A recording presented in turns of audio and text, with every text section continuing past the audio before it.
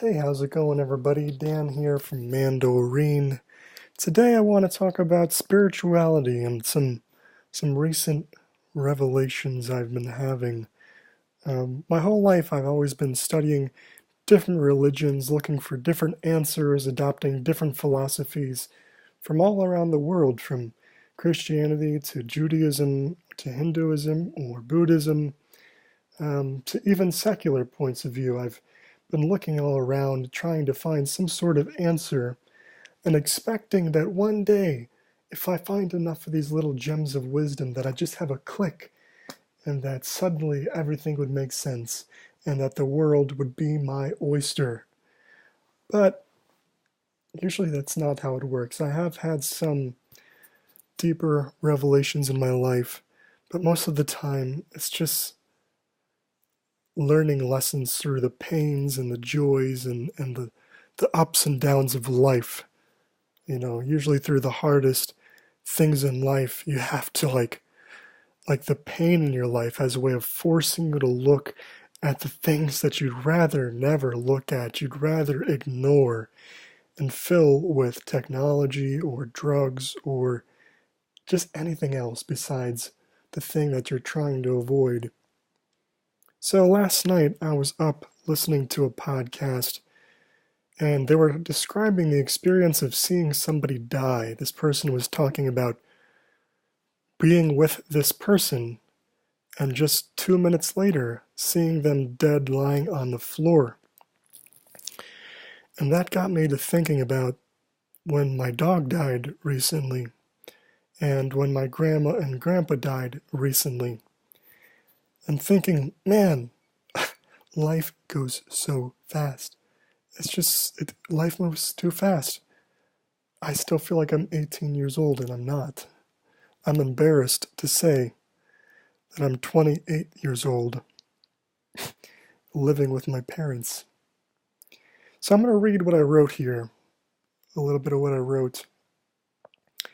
And I think what sparked this was just lately feeling a deep sense of dissatisfaction with myself and not blaming anybody else for my problems, not blaming the world, and just kind of trying to accept things the way they are and trying to see things um, as the way they are rather than seeing them how I'd want them to be.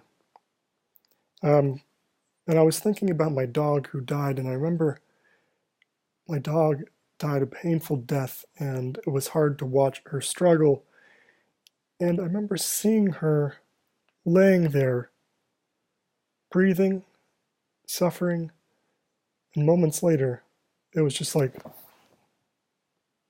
could just look and see that there was no life left. And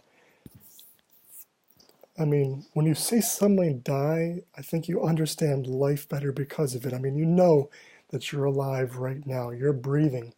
But when you see someone or something that's dead, it makes you question, what is all of this?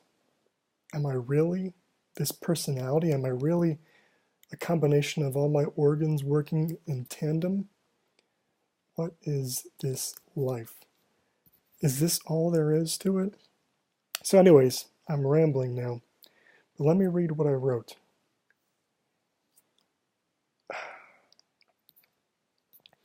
Not everyone on your path is in your shoes right now, but there are people out there who are in your shoes or who have been in your shoes before. We aren't alone. We aren't as alone as we tend to think. We aren't the most unique snowflakes in the world, but we aren't exactly like everybody else either. Not everyone has experienced the things we've experienced or learned the things we have learned. We have not experienced all there is to experience, and we have not learned all there is to learn. Our perspectives will be different from the perspectives of others. Expecting others to have the same perspective as us based on their own experience is kind of crazy. Our subjective reality may be much different than the subjective reality of others. I used to think about this question when I was younger, like, what if the color I see is red is what that person sees as blue or whatever color? And I think that might be a little bit of an exaggeration, but it does show, I think there is some truth in it, that people's experiences really do shape how they interpret the world, how they see things. So our subjective reality may be much different than the subjective reality of others, sometimes less so, sometimes more so. Our subjective reality is our waking life, maybe our dreams a little bit too, but what we think of as subjective reality is just what do we see when we're awake? Because that's all there is to us, really. I mean, I don't know how many people see the objective reality. At the same time, they see things subjectively. I think you can certainly break down some of those subjective barriers and see things from a more objective point of view. But for someone like myself, I know that my experiences have formed a lot of my beliefs and perspectives about the world. Can we discern our subjective experience from what exactly an objective experience is? Being a human being must have a large impact on our worldview. We need oxygen to breathe. We need food to eat. Obviously, we're not going to have the same experience as a bird that can fly, or a dolphin, or a shark that can swim under the water for a long time. And I don't want to eat worms. You aren't going to have the same experience as someone born on the other side of the world, in a different family with different dynamics and a different religion and a different culture. You're just not going to have the same experience. Even someone in your neighborhood, someone in your own house, is going to have a different experience. We do have a lot of differences: gender, race, religion, culture. But yet, underneath all these differences, we share the experience of being a human being, of being human.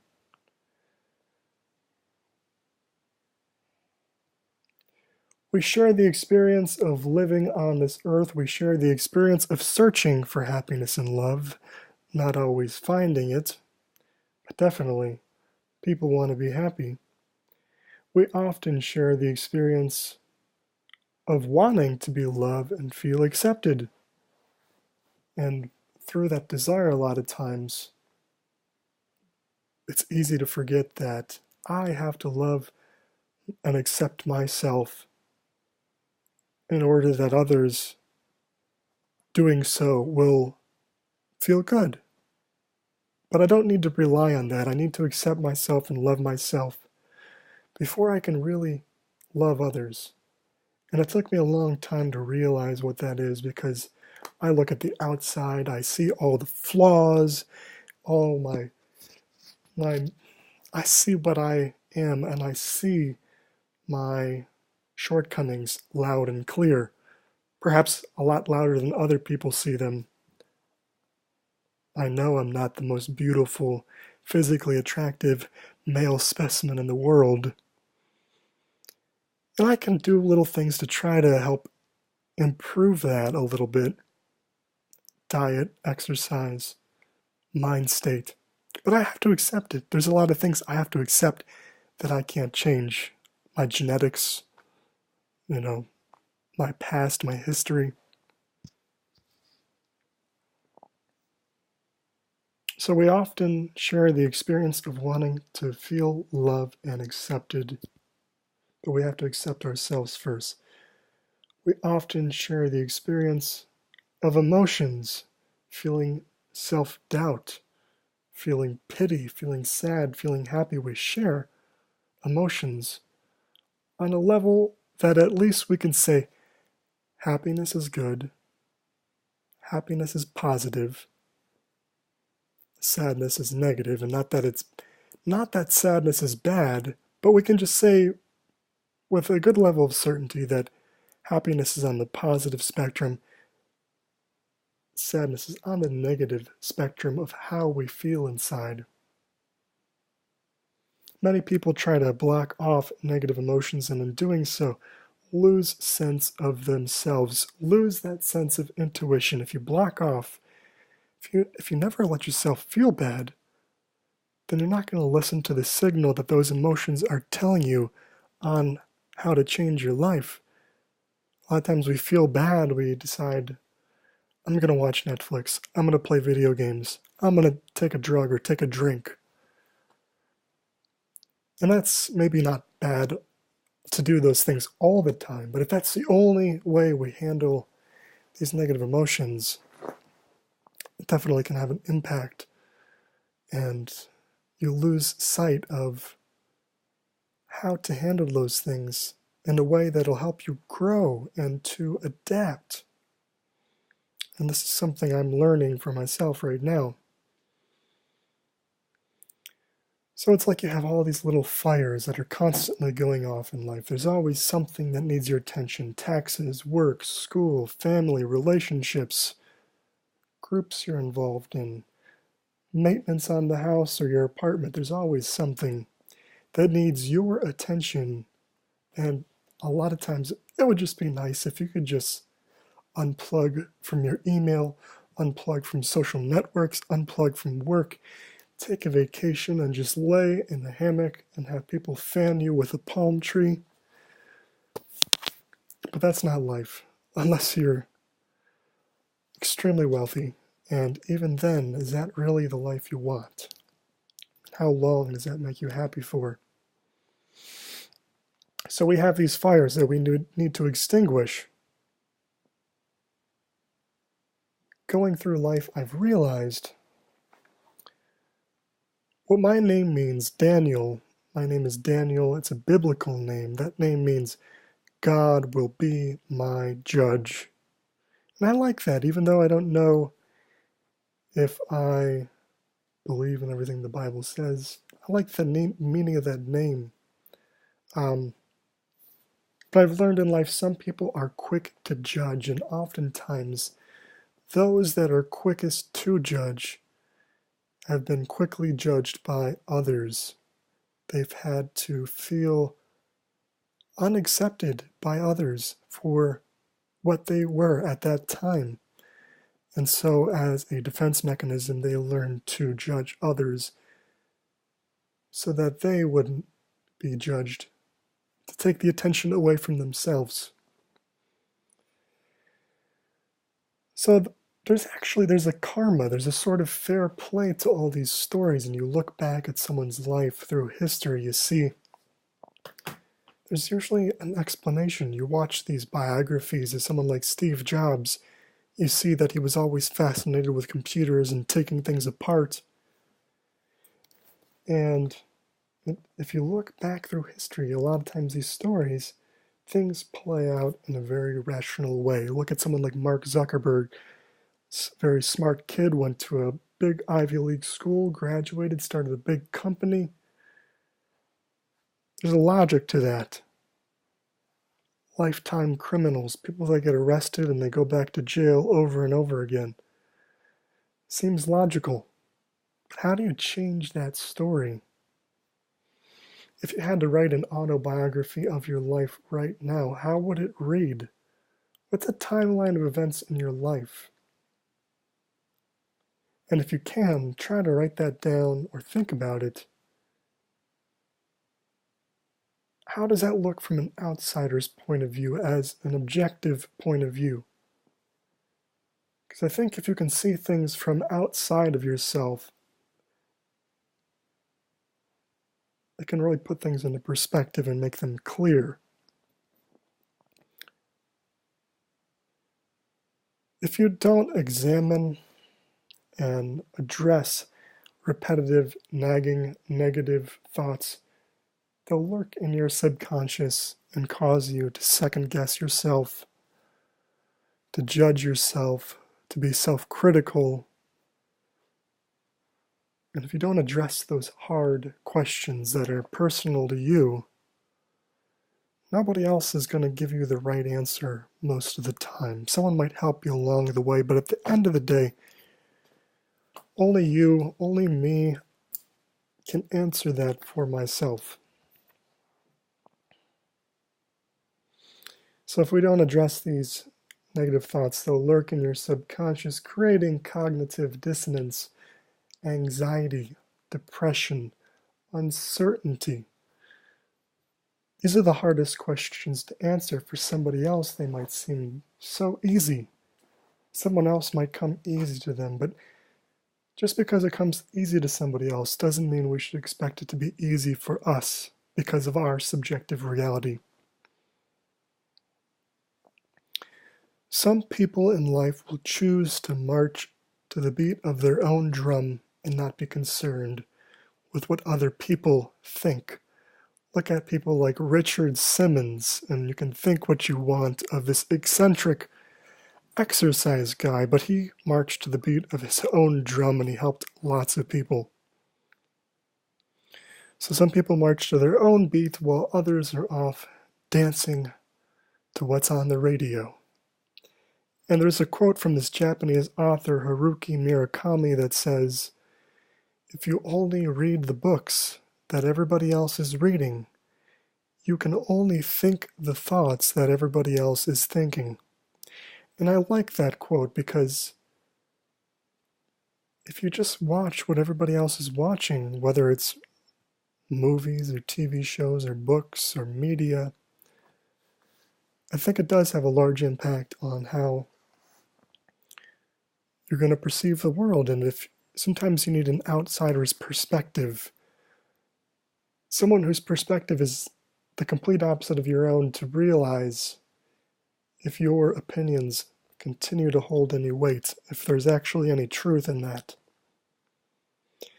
You can't continue to look back and second guess yourself and not address these questions and have a fulfilling life. You need to answer them. And they'll wait as long as you do. They're not going anywhere. Those questions are still going to be there. They might be buried behind layers and layers of repression, but they're still going to be there. And the quicker you can answer these things, the quicker you can forgive yourself, the easier it becomes. I mean, it's still difficult, but it becomes easier. There's a difference between being yourself and doing what you want and just simply being rude and contrarian and just disagreeing with everybody else. And there actually is a lot of truth in platitudes and common sayings and phrases. There's a lot of truth in this. Life is short.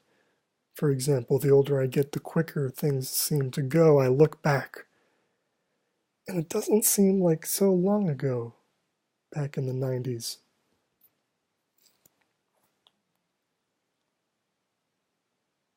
There's not always going to be someone there to hold your hand and guide you through. Part of being a human, adult or child, is making decisions and making those hard psychological decisions. So what I'm saying is, for myself, I need to take happiness into my own hands. I suggest other people take happiness into their own hands and stop being dependent and relying on others. You're the only person that can take what you're doing seriously. You're the only person who can see. Your opinion is the only one that matters when it comes to seeing your life. I mean, you can listen and learn to others,